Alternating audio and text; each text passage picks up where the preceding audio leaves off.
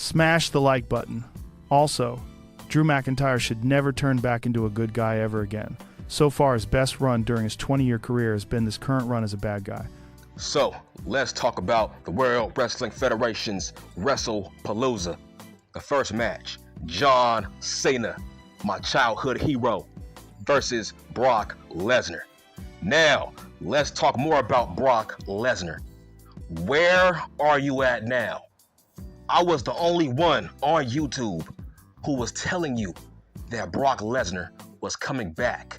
Nobody else called this but me. Don't try it. Don't try it. I got receipts. I was the only one on YouTube making multiple videos, multiple posts, telling you that Brock did nothing wrong and he will come back. Now, look at me now. Over 18,000 subscribers since I made that video about Brock Lesnar not doing anything wrong. 2 years later, he's back, running that fade with John Cena, my childhood hero. Now, let's talk more about this match. This was a very good match. This was a Brock Lesnar style matchup. John is a very unselfish person. His goal was to make Brock look good in his comeback match. This was a very solid ass match. John Cena got his ass whooped, and rightfully so. We haven't seen Brock in 2 years, so it wouldn't make much sense for Brock to have a competitive match. This match was perfect. I liked how John had tons of hope spots, meaning you would think John had this victory because he gave Brock, I think, maybe 3 FUs. I thought it was over. I'm like, hold on, bro. Will Brock put over John in his first match? That makes no sense because my choice was Brock. Brock had to win this match. I think John was maybe suplexed, 5 times. That was enough. This match got the job done. Man, this might be the meanest Brock we've seen since maybe 2018 or maybe 2015, something like that. This is a very dangerous Brock Lesnar. This dude, he's F5ing refs. He's F5ing Corey Graves. That was great shit last night. Corey Graves, man, he takes a great F5. That was great stuff. But overall, this was a great match with a great big fight feel. Also, I liked how Brock brought back Paul Heyman to announce him in the ring. That was great stuff. But most likely it might be a one-time thing and then Brock will move on to bigger and better things. Now, on commentary, they said this might be the best looking Brock Lesnar since 2015, 2010, etc. In terms of this man, he's super jacked up. Brock Lesnar, he is jacked up. This dude, he's cut up and he's tanned. That was a very alarming part. Brock Lesnar, this guy got a tan and he's super jacked up. This is the best looking Brock Lesnar within the past 10 to 15 years. He is super jacked up. I think this was John's idea, to bring back Brock Lesnar to the World Wrestling Federation to run that fade one last time. Because he can't fight Edge. Edge is an all-elite Fed Pro Wrestling. I think if Edge was still here, we would see John versus Edge. But Edge is an all-elite Fed Pro Wrestling, wasting his time and wasting his life. You see, John Cena, he's just like me. He knew that Brock Lesnar did nothing wrong during that Vince McMahon, Janelle Grant fiasco. Brock did nothing wrong, and I was proven right. I was proven correct, and I was proven right. This is why people subscribe to my channel. I keep it real, and I'm never wrong. Ever. I'm not wrong about this kind of shit. I knew Brock was coming back to the World Wrestling Federation. I know the laws, bitch. I know about lawsuits, and I know about the law. What do I grade this match? I will give it a 6.5 out of 10. This was a very solid comeback match for Brock mother effing Lesnar. Brock won this match. So, what's next for Brock Lesnar down the line? He has to run that fade with Gunther, that ain't gonna let. We all know that match has to happen at next year's WrestleMania. That makes the most sense. Gunther wants that match. I want that match. Everybody wants to see Brock versus Gunther. That ain't gonna let it. Gunther said that's his final boss. That's what Gunther said. That's his endgame boss. Gunther said his career will not be complete if he doesn't run that fade with Brock Lesnar. Brock is the standard. Don't call yourself a monster if you can't defeat Brock Lesnar. And that is facts on mother effing facts. Now, let's talk about the next match. The Usos, heel Jey Uso with Jimmy Uso versus big ass Bronson Reed and Braun Breaker in a tag team match player with LA Cosplay as the special guest referee. Oh yeah, I liked how Braun Breaker was wearing his father's jacket. That was great stuff.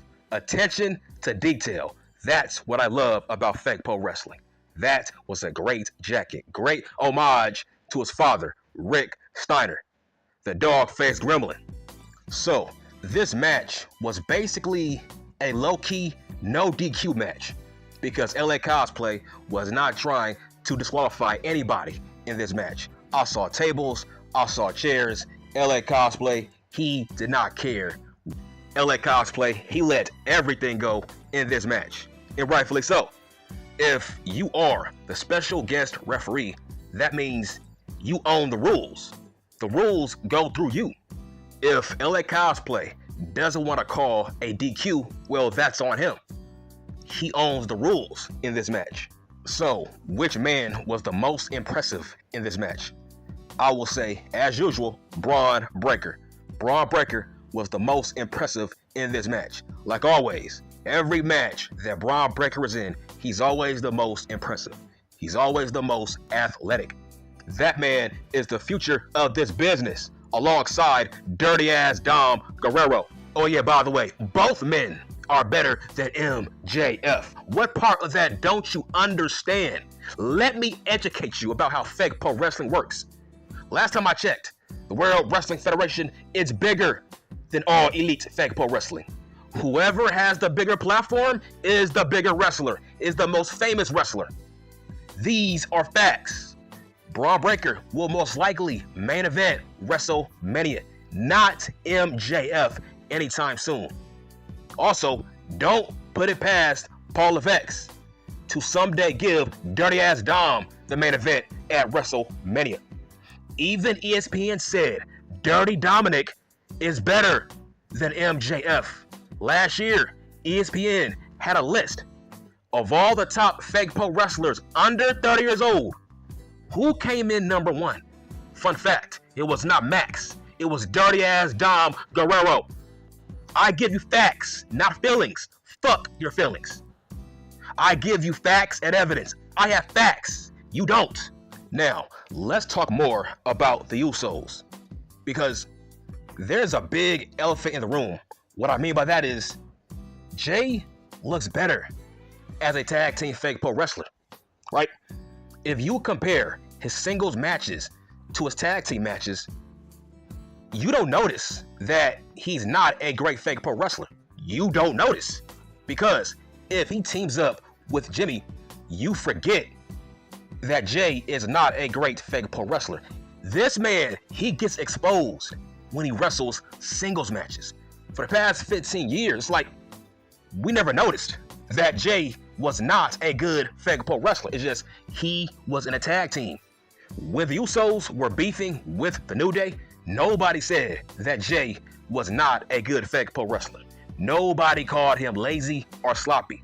But as a singles guy, he gets exposed. I feel like his style in the ring, it doesn't deserve a spotlight. His skills should be covered up in a tag team. He's better as a tag team fake pro wrestler. I get it. He sells merchandise, but he's better as a tag team fake pro wrestler because his lack of skills, it gets exposed in a singles match. Oh yeah, by the way, Jey Uso got cut on the forehead in this match. I don't know how, I don't know when. So, who won this match? It was Big Ass Bronson Reed and Braun Breaker with a tsunami on Jay. 1, 2, 3, let's go home. So, what do I grade this match? I will give it a 4.5 out of 10. This was not a good match. I'm sorry. This was a very below average match. This was not a great comeback match for the Usos. Now, let's move on to the next match. Sexy ass Stephanie V versus Io Sky for the female World Heavyweight Championship. So, who's my choice to win this match? It is sexy ass Stephanie V. Stephanie V deserves to become the female World Heavyweight Champion. What are my thoughts about this match? This was a great match. This might have been a top 5 Stephanie V match so far in the World Wrestling Federation. Everything sexy ass Stephanie V does, it looks perfect. It looks crisp. It's like, man, she has no flaws in the ring. This female doesn't botch anything. Everything looks clean and crisp. Every move she does. She has no flaws in that ring. I think sexy ass Stephanie V is the female version of Mr. Perfect. That's what she is. She's the female version of Kurt Hennig. It's like Stephanie V is a combination of Kurt Hennig and AJ Styles. That's what she is. Everything she does looks perfect in the ring. She was the rightful winner. Io Sky doesn't deserve another championship run. Hell no. We gotta give it to sexy ass Stephanie V. This was a great match. I will give it an 8 out of 10. I don't know what move she did. I don't know what move that was, but she did some kind of variation Phoenix Splash on Io Sky. That was a great move. I'm like, what the hell was that? That looked like a variation Phoenix Splash. 1, 2, 3, she beats sexy ass Io Sky in a great match. Might have been a top 5 female match of the year. Right now as we speak, I think sexy ass Stephanie V is a top 5, top 3 female fake pro wrestler in the world right now as we speak. Now, let's talk about the next match. Becky Lynch with Seth Freaky Rollins versus AJ Lee and CM Punk in a mixed tag team match. Player, even before this match started, I knew that AJ Lee was going to out-wrestle Becky Lynch, and I was right. So, what are my thoughts about this feud? I'm talking about CM Punk versus Seth Freaky Rollins. I will give this feud a 7 out of 10, maybe a 6.5 out of 10 so far. This feud does not compare to CM Punk versus Drew Mack, not even close. Because this feud, it's more quantity over quality, meaning this feud is going on 1 year, man. This is a long ass feud. This feud is a goddamn marathon. Now, compare that to CM Punk versus Drew Mack, the Mac Daddy. That was a great, passionate feud that put over Drew Mack, the same Drew Mack that we see today. CM Punk helped build that Drew Mack. Is Rollins being built up by CM Punk? I don't think so. No, I don't think so. Drew Mack and CM Punk, that was the better feud because CM Punk was a goddamn psychopath.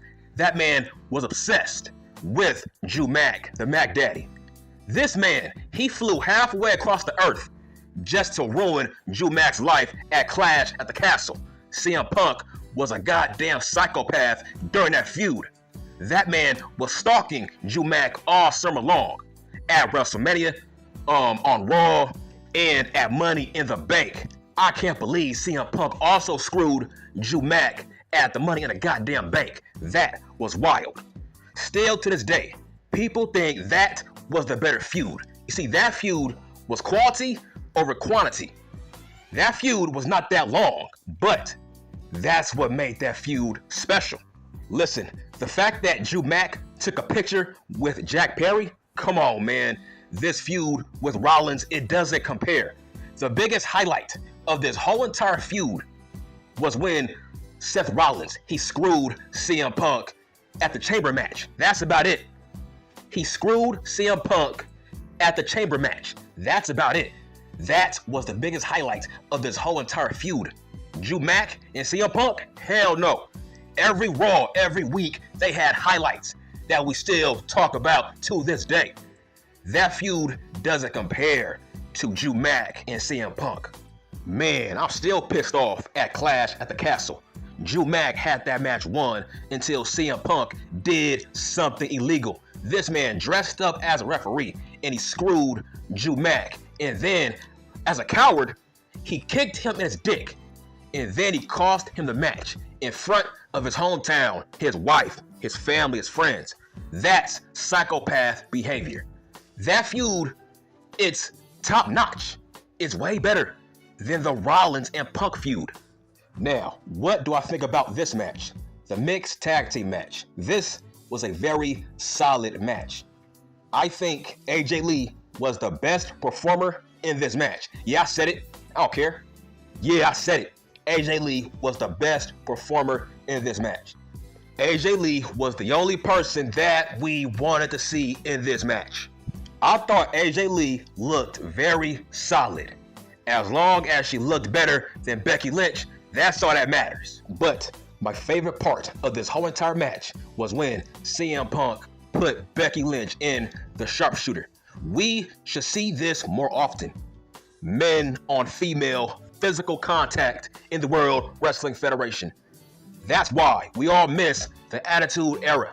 We all miss the Ruthless Aggression Era.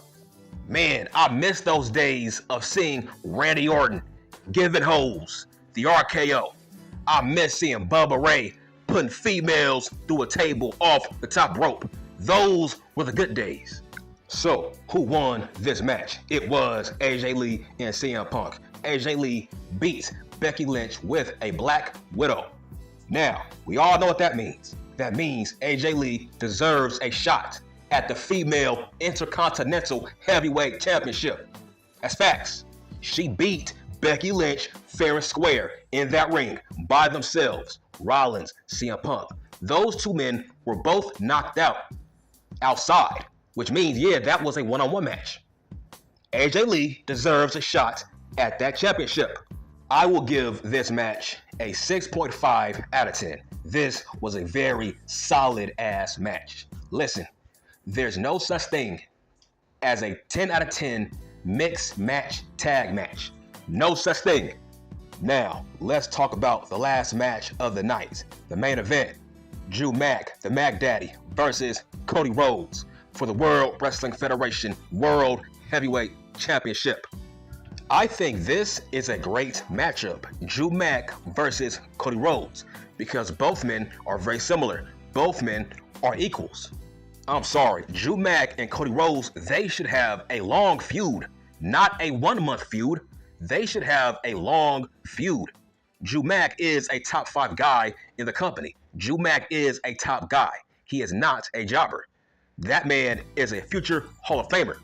These two gotta run that fade multiple times, not one time. That's crazy. Drew Mack is a goddamn star. Cody Rhodes is a star. Both men are equals. Okay, here's what I mean. So far, Cody Rhodes, his best feud has been against Roman Reigns. I wouldn't put Seth freaking Rollins in that category. So, by that same logic, the only great feud that Cody Rhodes has been involved in that we can go back and say, you know what, that was a great feud. So far, it's been Roman Reigns. So, why not put Drew Mack in that category? Give Drew Mack a long feud with Cody Rhodes. I gotta admit, I thought there was a slight chance that Drew Mack was going to beat Cody Rhodes based on the fact that Cody Rhodes has to film Street Fighter with Roman Reigns. That was Drew Mack's only shot at beating Cody Rhodes tonight. I thought Drew Mack was going to beat Cody Rhodes so Cody Rhodes could film Street Fighter. I figured maybe Drew Mack will hold the belt for maybe 2 months, 3 months, and then Cody Rhodes comes back and he gets back his championship. But that was not the case. Cody Rhodes retains his World Wrestling Federation World Heavyweight Championship. I thought this was a great match. Drew Mack was targeting Cody Rhodes' head, and rightfully so. That's smart. He put Cody Rhodes on the injured list because he gave him a Claymore kick through a table. So that makes sense to target his head. This was a very solid, good match. I will give it a 7 out of 10. Very solid ass work. I will give this whole entire show a 6.5 out of 10. This show was very, very good. And guess what? If you don't believe me, all right, cool. Let's run that fade, dog. I don't duck no fades. Imagine being scared to run that fade in 2025. I'm like, bro, go on YouTube and study how to run that fade. There's no excuse. And I'm done.